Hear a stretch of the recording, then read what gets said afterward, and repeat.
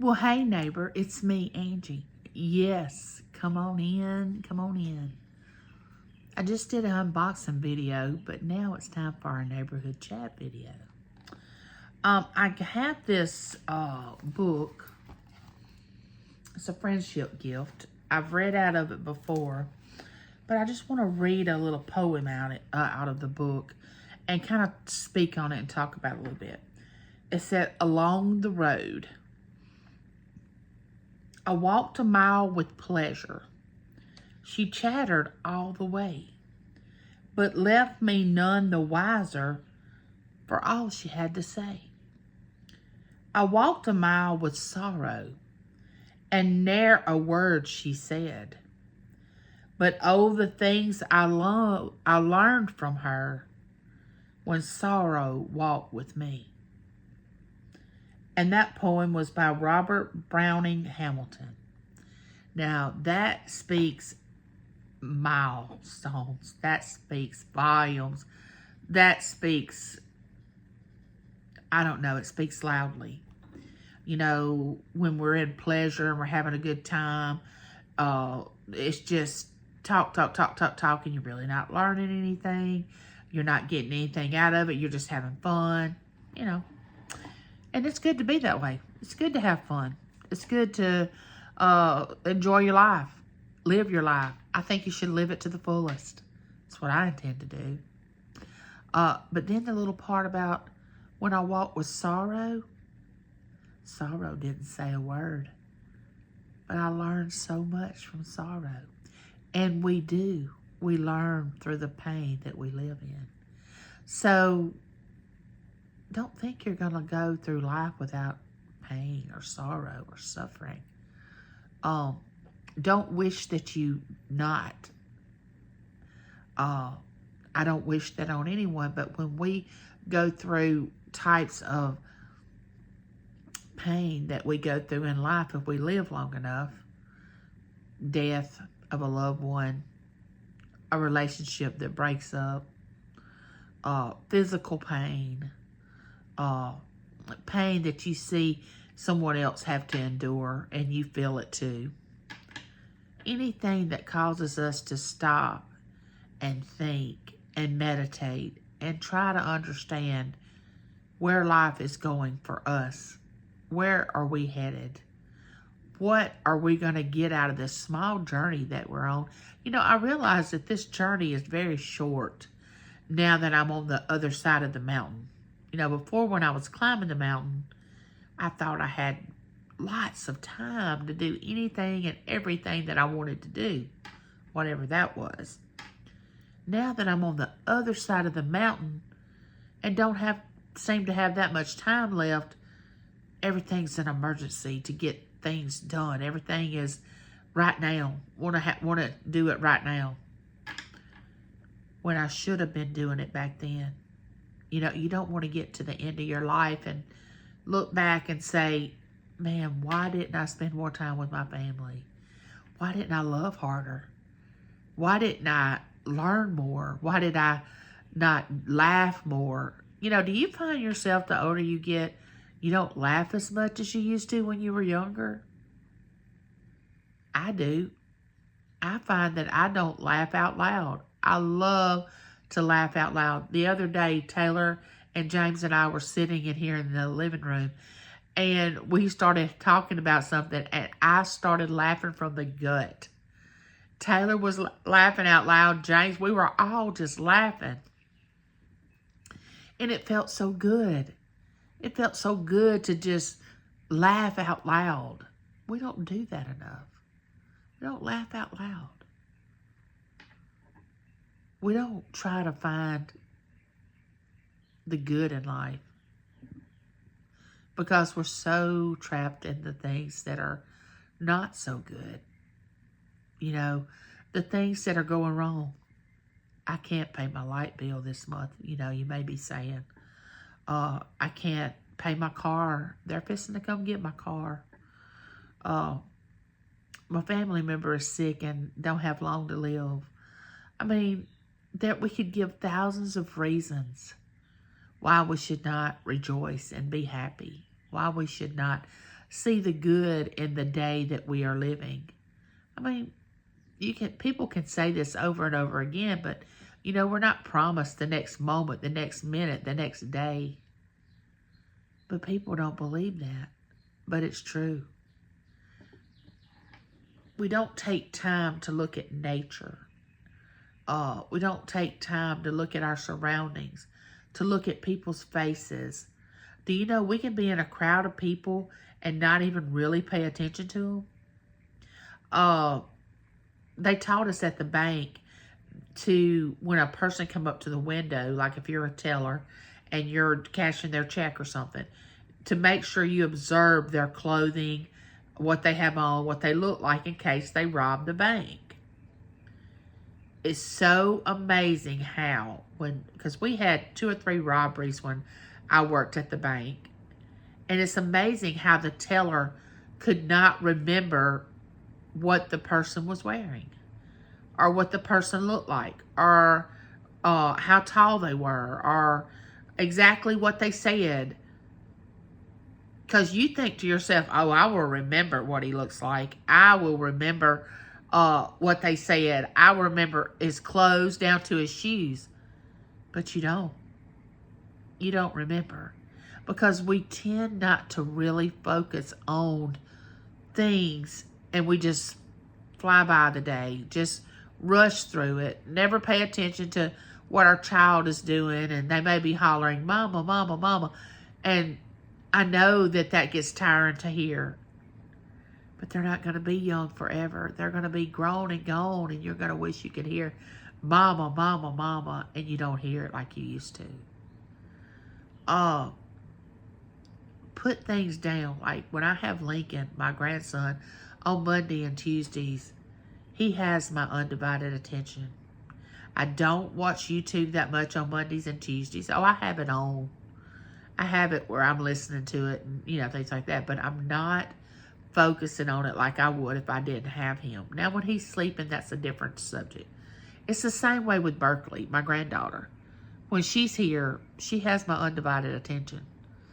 I don't pay attention to the housework that I have to do, that I'm able to do.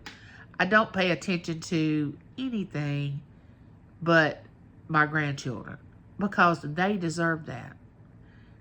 I want them to know that I listened to what they were saying.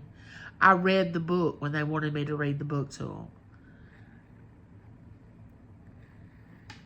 I did the things that I was supposed to do, and I wanted to do. I want to be there for my grandchildren. And I wanted them to remember that I was there, that I am there. That I held their hand, that I held them. That means so much. Hold your loved ones, your grandchildren. Hold your partner's hand, no matter how long you've been married. Tell them that you love them. Make sure they know that they matter. Family is so very important.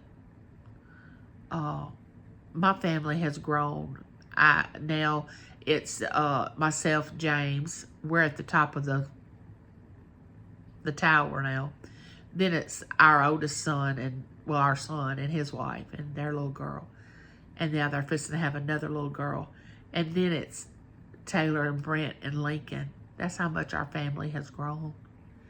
And I want them to be able to say, my grandparents held it all together for us. They were the ones that we loved to go to their house. We loved to listen to the stories that they told.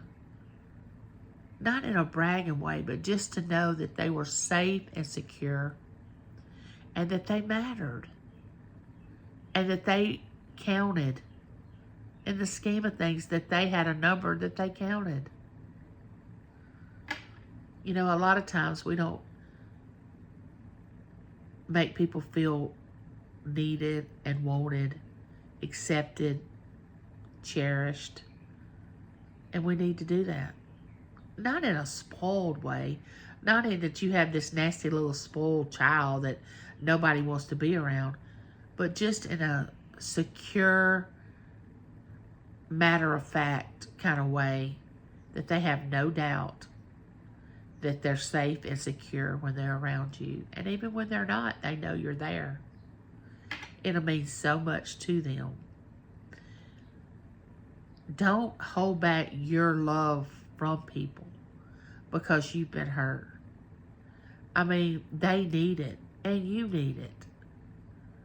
You could change somebody's life by giving out your love or your attention. Always remember someone out there needs what you have inside of you. You still have breath in your lungs, so you have something to do with your life. There's something that higher power, our God, that we serve wants you to accomplish. Because if you didn't, you wouldn't have breath in your lungs. You're here for a reason. You have a purpose. Don't ever forget that. Embrace your purpose. Don't desire someone else's. Embrace yours. Yours is very important in the big scheme of things. Because there's going to be so many lives you're going to reach that nobody else is going to be able to reach. There's going to be so many lives that you're going to touch that's going to change that person's life. That's what it should do. That means don't bully them.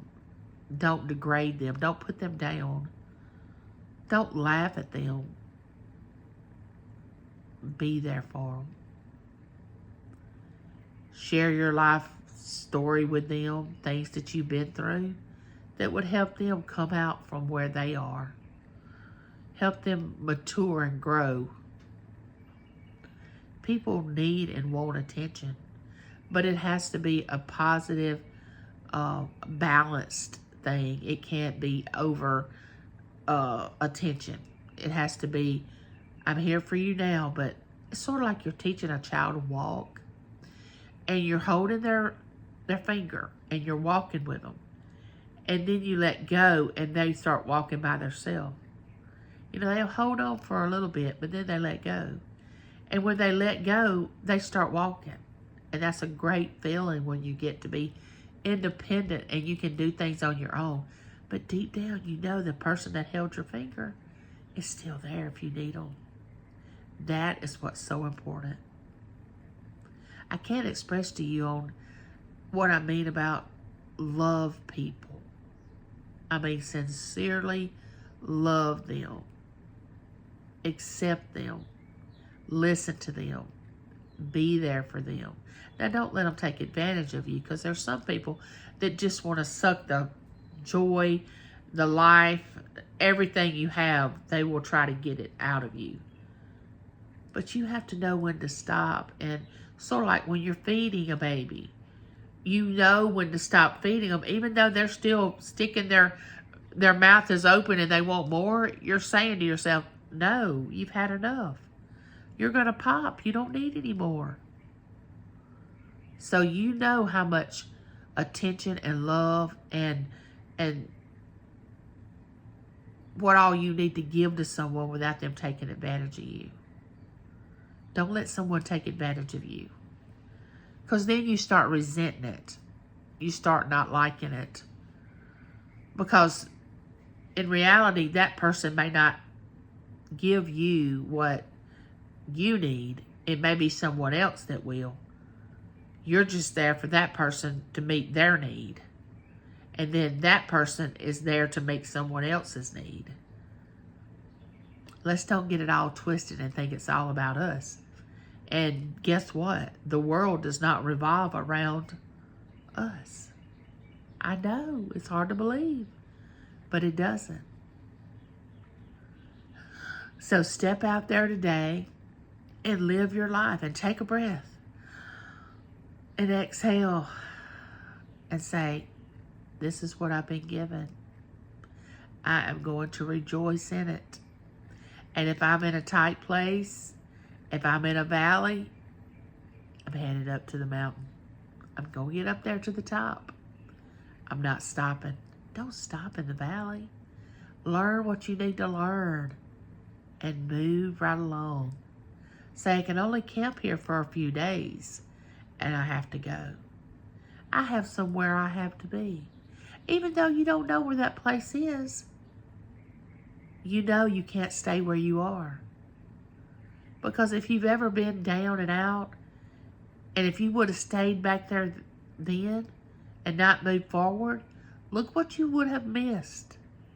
You would have missed so much. So through the sorrows that we suffer comes great rewards.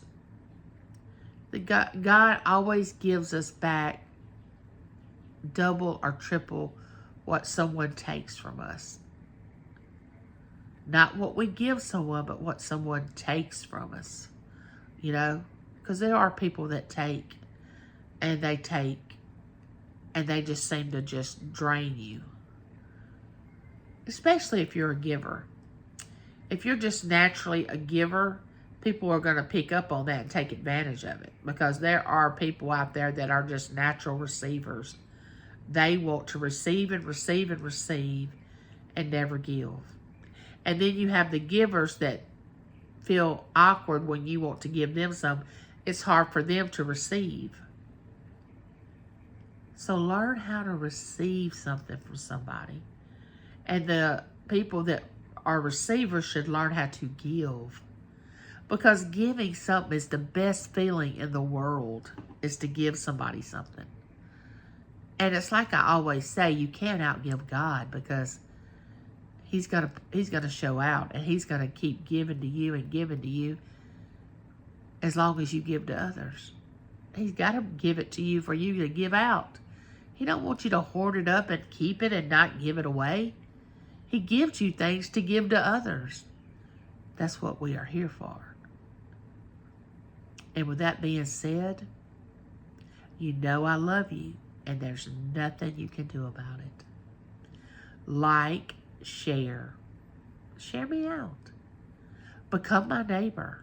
I am on the road to 1,400. Yes, I am. Okay, neighbor. I'll see you next time. Don't forget to comment. Bye, neighbor.